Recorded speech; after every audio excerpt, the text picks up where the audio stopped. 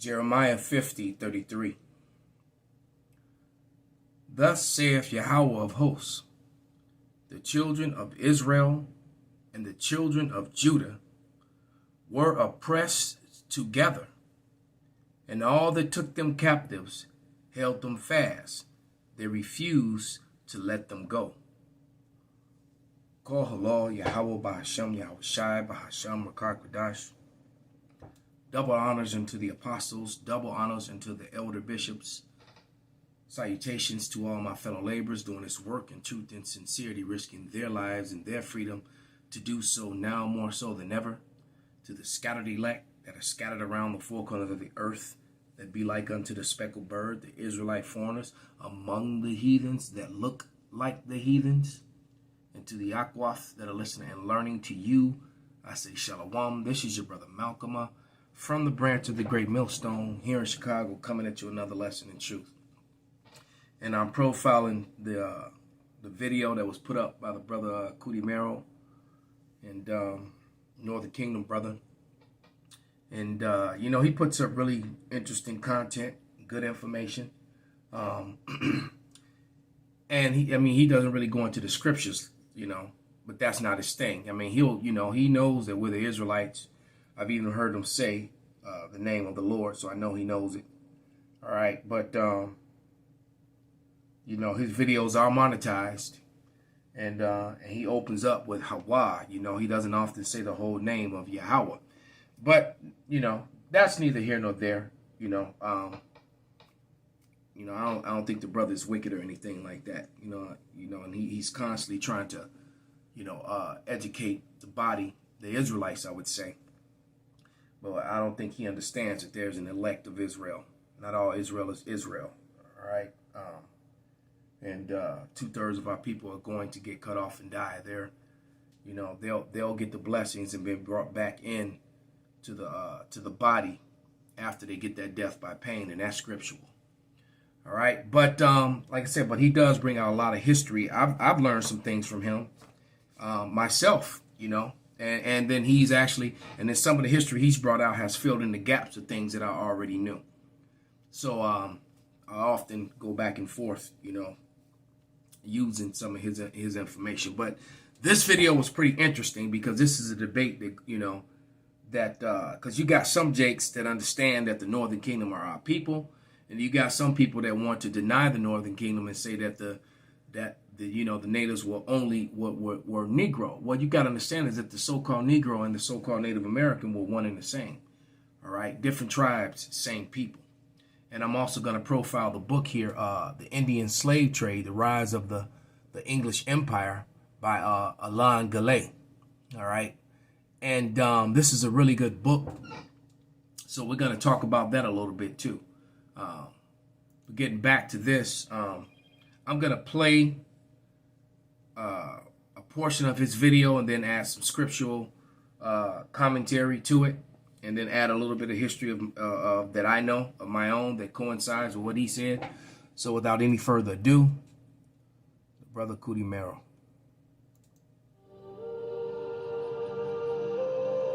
Let's see if we can get right to it.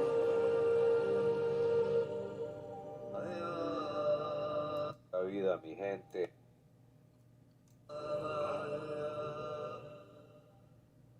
Wow. Hey, pura vida, mi gente. Mi gente, my Much people. love and respect. Thanks for tuning in once again.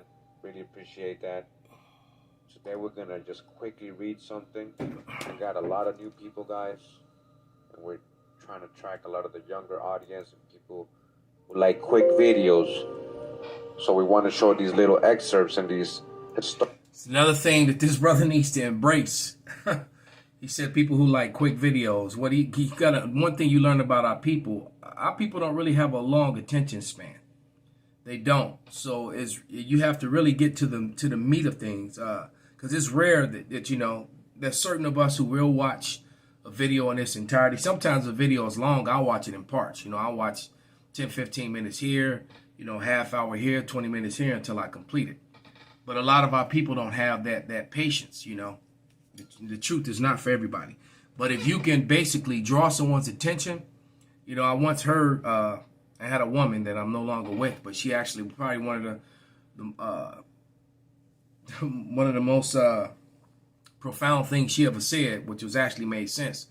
Well, she hit me on to this writer who talked about say it in 7, or this professional speaker. So the best, so not that you actually have to do it in 7 minutes, but the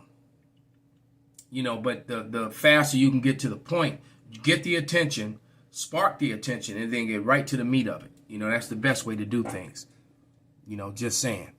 And that brother, probably shouldn't try and embrace that a little bit more, because this stuff is really, really long and drawn out, and he loses people. Historical books, so that they don't miss out on the previous information and older, longer videos that I got. We're going to quickly read from the 19th Annual Report of the Bureau of American Ethnology to the Secretary of the Smithsonian Institution. And he constantly goes into information which is withheld from the educational process, here in America, even though these are books written by, Americans, an actual history of things that happen in America. Books like this are omitted from the curriculum, that being for sure. Like the book that I just showed you, the Rise of the English Empire, the Indian slave trade, that book is not going to be in your curriculum. 1897 to 98 by J.W. Powell, Director of the Bureau of American Ethnology. This is part 1 of 2 parts of this 19th Annual Report. It's from 1900. We belly flop to page 232. I'm going to start off in this paragraph in the bottom. It says here, the question of the origin of myths is one which affords abundant opportunity for ingenious theories in the absence of any possibility of proof. Those of the Cherokee are too far broken down ever to be woven together again into any long connected origin legend, such as we find with some tribes, although a few still exhibit a certain sequence which indicates that they once formed component parts of a cycle. From the prominence of the rabbit in the animal stories, as well as in those found among the southern Negroes, an effort has been made to establish for them a Negro origin. Regardless of the fact that the rabbit, the great white rabbit, is the hero god, trickster, and wonder worker of all the tribes east of the Mississippi, from Hudson Bay to the Gulf. So he's saying, hold up, it ain't a so-called Negro origin, because, that's supposed to mean, oh, they got it from Africa, right? So this author right here in the annual report is saying, look, they have myths. These southern Negroes have American indigenous folklore and myths in their own folklore and which is what connects them, because clearly these myths and stories go back way before the slave trade. All right. And if you go into the scriptures, if you, when the Israelites came here to the Americas, all right.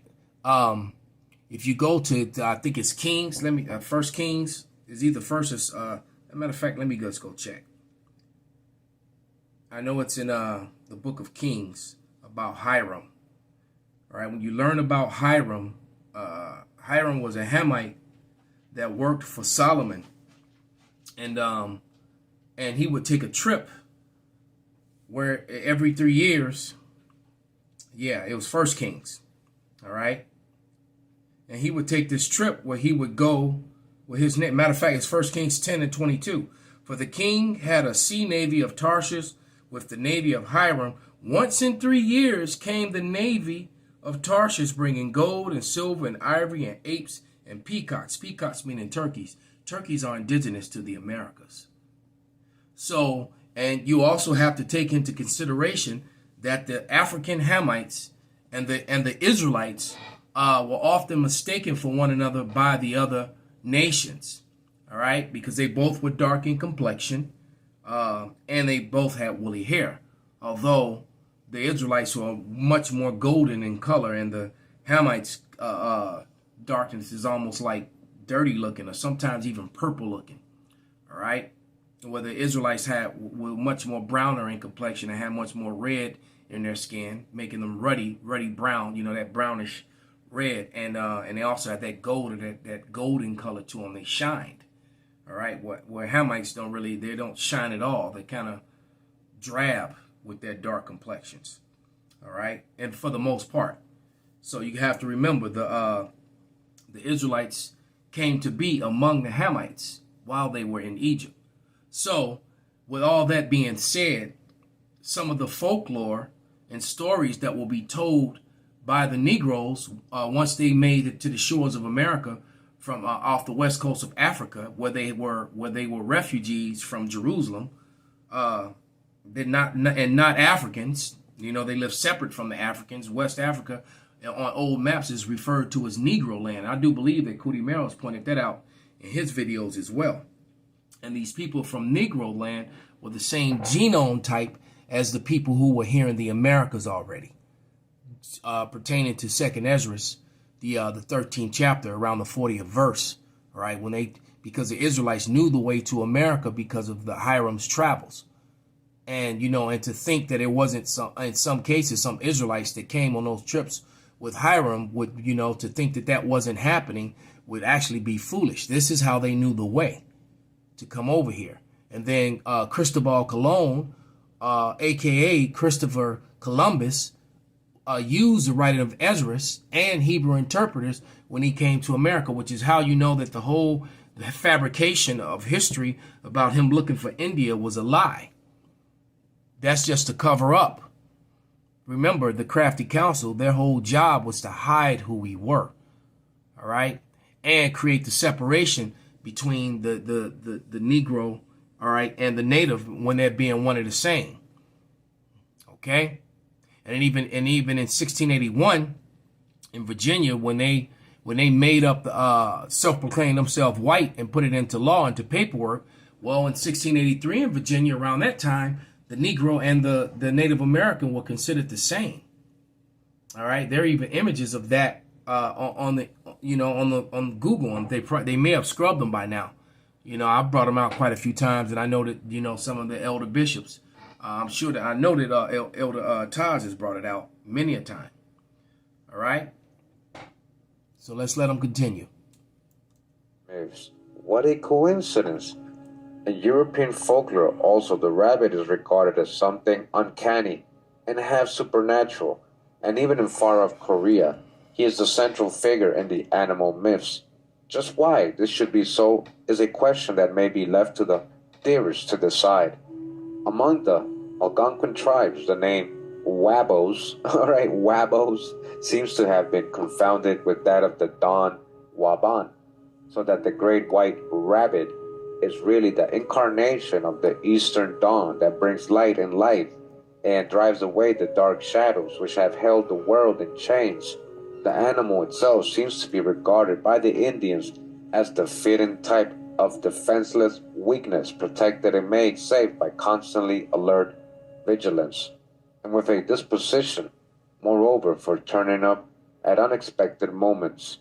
The same characteristics would appeal as strongly to the primitive mind of the Negro. All right? Listen to this. The same characteristics happen to be in the primitive mind. Gosh, the hijack. They have the same stories. They have the same stories because they're the same people. The very expression which Harris puts into the mouth of Uncle Remus. In them days, Brer Rabbit and his family was at the head of their gang when any racket was in hand, was paraphrased in the Cherokee language by Suyeta in introducing his first rabbit story. And you guys see there in the language of the Cherokee. As a matter of fact, I want to show you something here real quick. All right. And this is a sign that is commonly used. All right.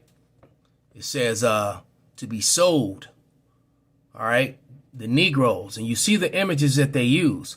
All right. But those images are actually Native Americans. You see? And they came out of this book right here. All right. You see the one feather, the headdress. Those were natives of ancient America. There was even some movie show I was watching where the guy had the this drawn on his house. It was something, I think it was Colombo or something. And the guy, you know, and these were the same natives. You know, when you look closely at them, these were Native Americans. And those, so when they said Negroes to be sold, you got to remember in 1683, I mean, in the 1800s, many of the so-called Negroes were reclassified as, I mean, many of the natives were reclassified as Negroes. There's a lot of Negroes walking around today were that are actually Native Americans. Okay, this is a powwow. Let me show you this image of this powwow. All right, this is a powwow from 1925 right here. Okay.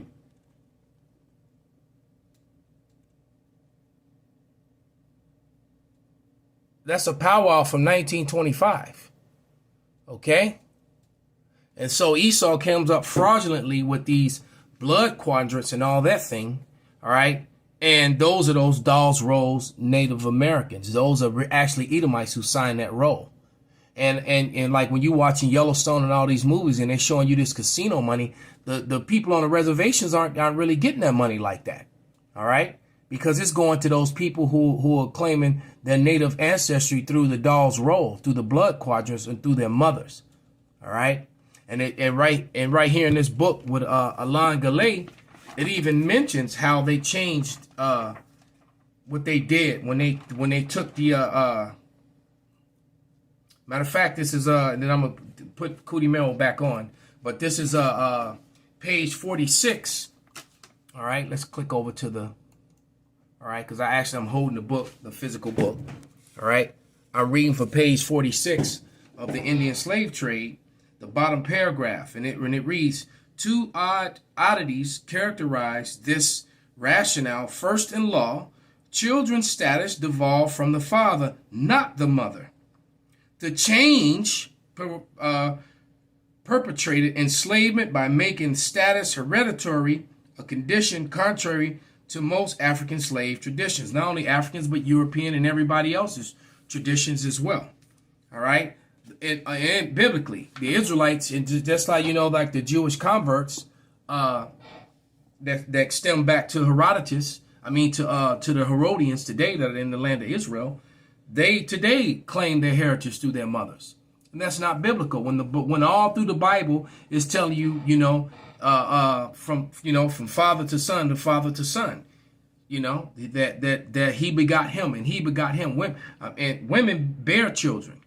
All right, they bear the children. They bear the seed that's implanted in them.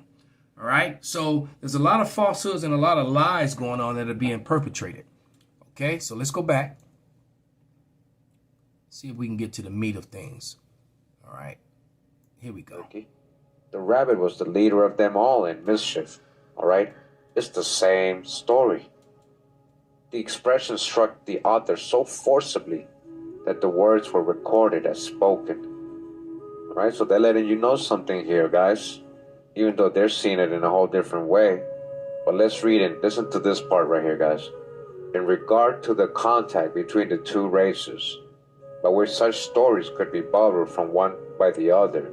So they're talking about the so-called Negro race and the so-called Native American race, right? So we got to dodge the hijack big time because there is no separation many times. They're the same Indians people. were classified as so-called Negroes. That's right. And so-called Negroes were American Indians. That's right. So they're trying to explain why.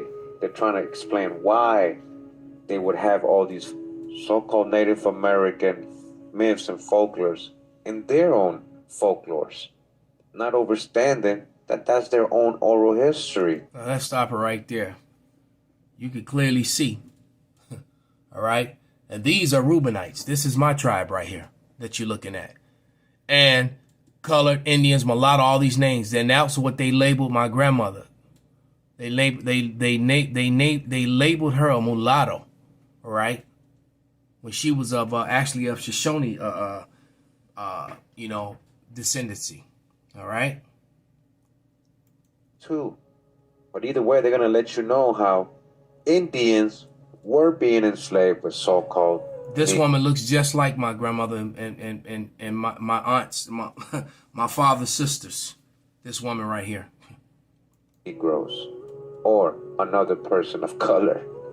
It could be a black European. It could be other Indians from other parts of America. It could be many things.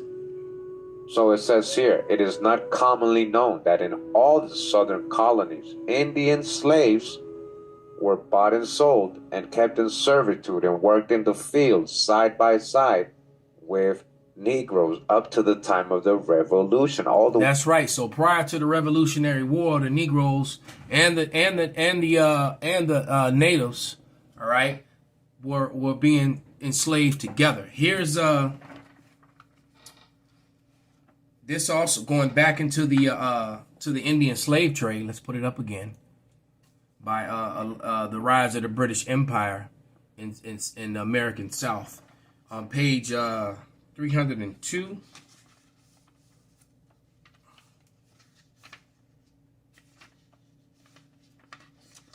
As a matter of fact, on page 298 and 299, it gives you a manifest of thousands of natives that were going into slavery. And on page 300, I'm going to read this insert. On 302. At the top paragraph, it says, "It is impossible how many Indians were shipped northward.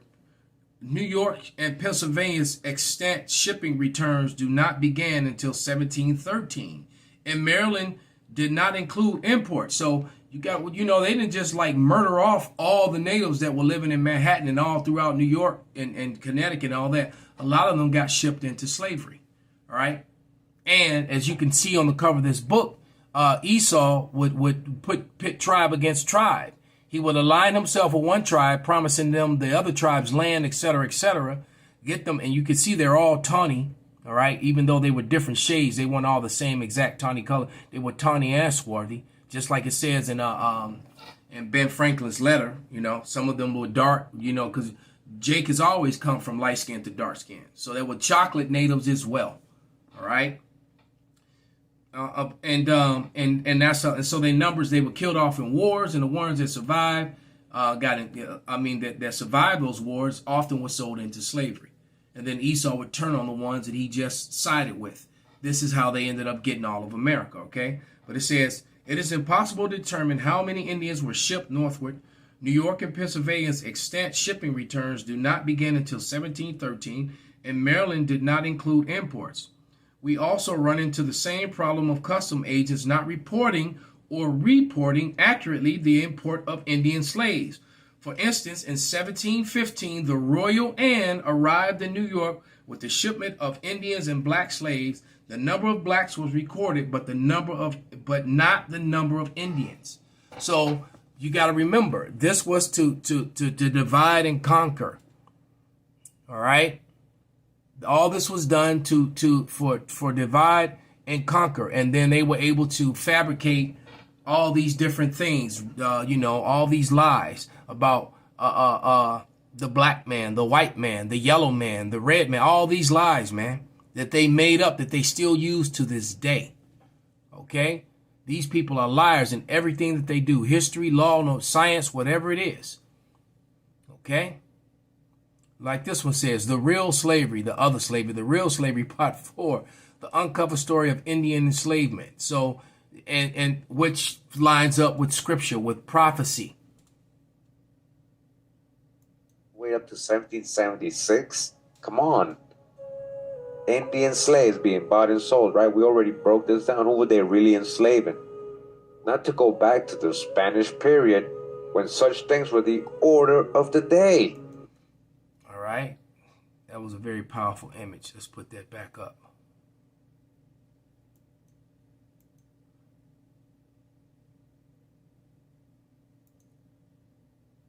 Slaves being bought and sold, right? We already broke this down. Who were they? So let me grab a scripture and we'll close out with this one.